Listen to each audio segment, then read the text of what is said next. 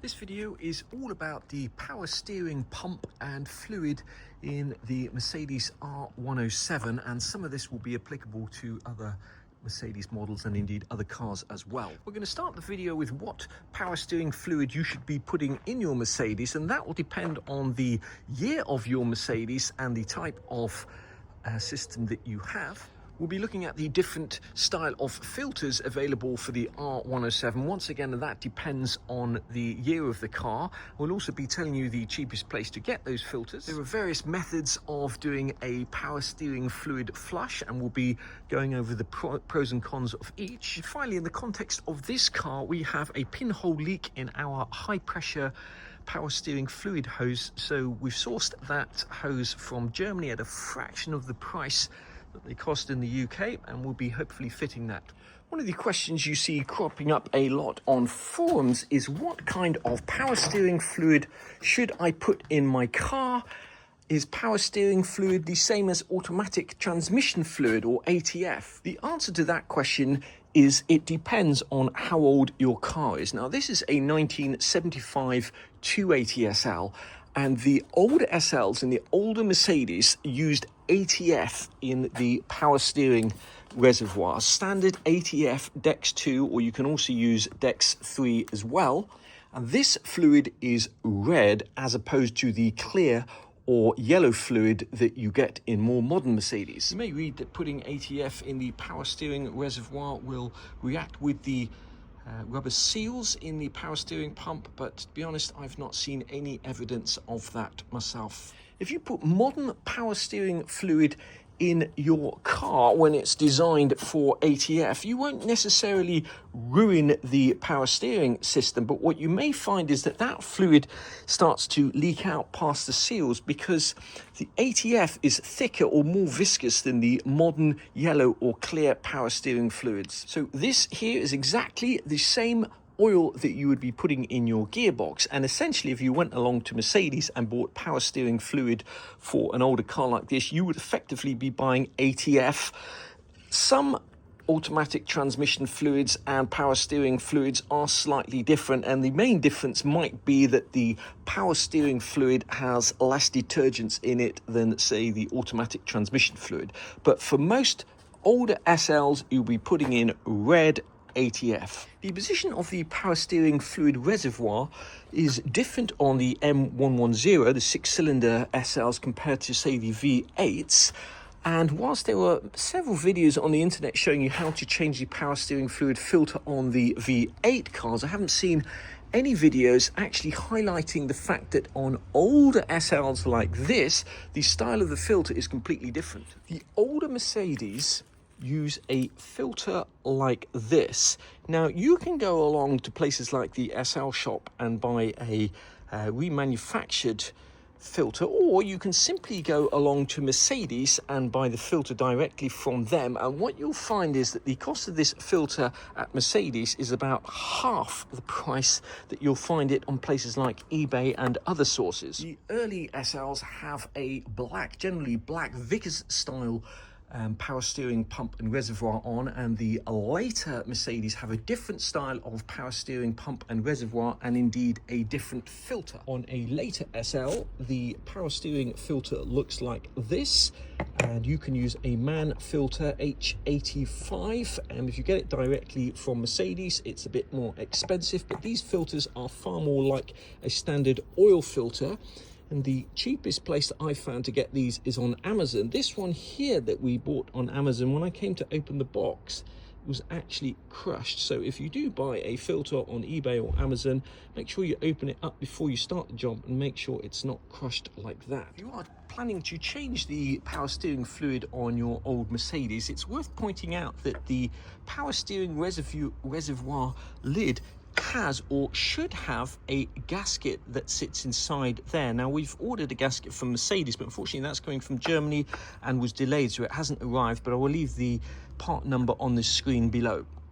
If you intended to do a full power steering flush on your car, there are several ways of doing that. You can pump out most of the fluid in the system without the engine running if you jack up the front of the car, put it on axle stands so the front wheels are off the ground, And on the later SLs, you will find that the power steering pump actually has a drain bolt on the bottom of it, and by far the easiest way to get all the fluid out the system, both the reservoir and the pump, is to undo that drain bolt. And if the car is jacked up, just move the steering wheel from full lock to full lock. That'll get rid of nearly all of the old fluid in the system. Then it's simply a matter of topping up the reservoir, changing the filter, moving the steering wheel from left to right. You'll see bubbles coming out, and taking the car for a little test drive and then checking the level again. If you don't have jack stands, you don't want to jack the front of the car up, you can also move the steering wheel from left to right with the keys in the ignition, so you don't have the steering lock on, but it's a little bit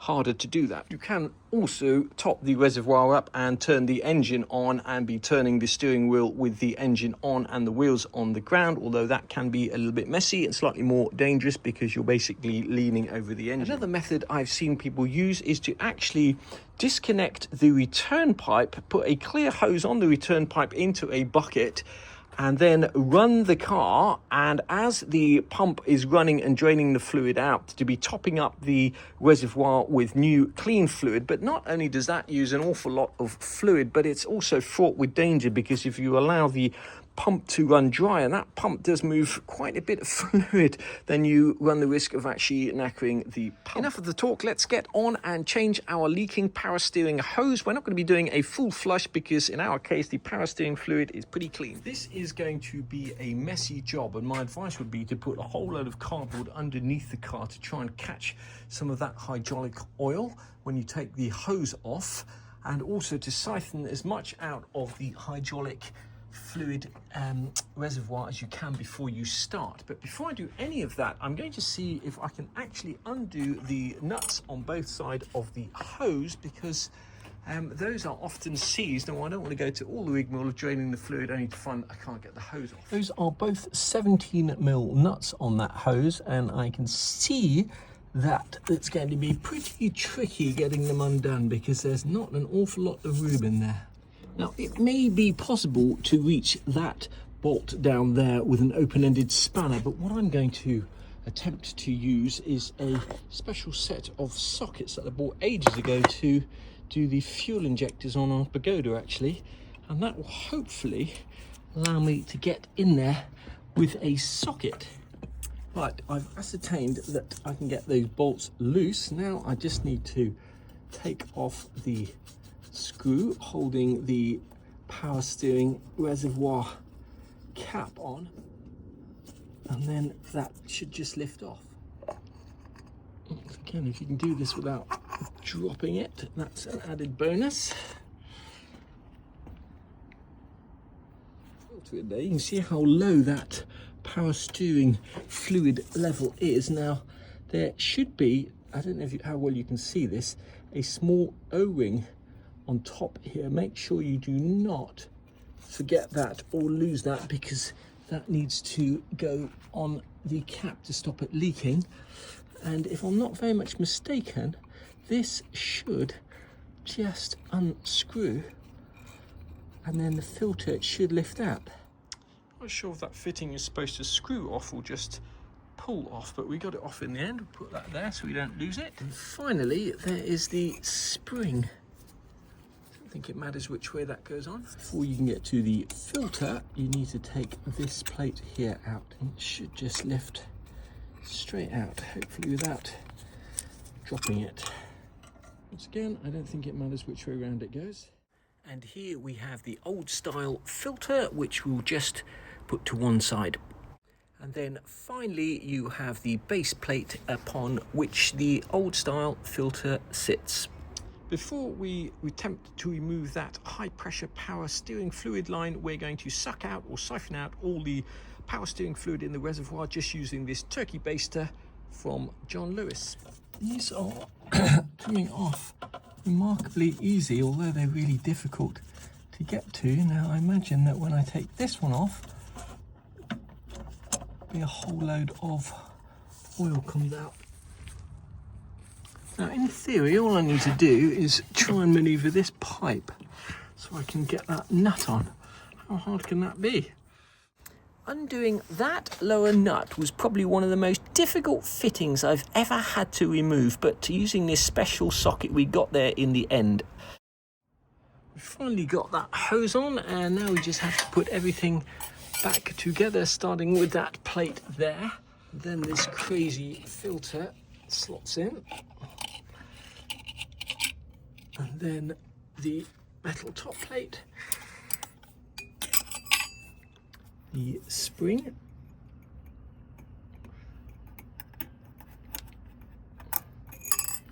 and then this crazy little metal thing here.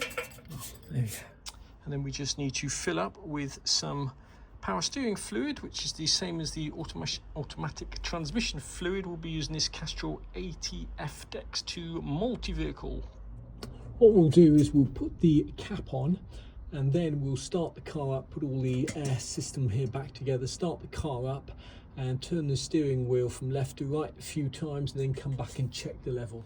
Accessing the power steering reservoir pipes is much more difficult on the M110 engine, and I found the only way I could get our high pressure hose back on was actually by taking off this whole air filter system, just so I could line that pipe up with the fitting. Got everything back together. Let's try turning the steering wheel.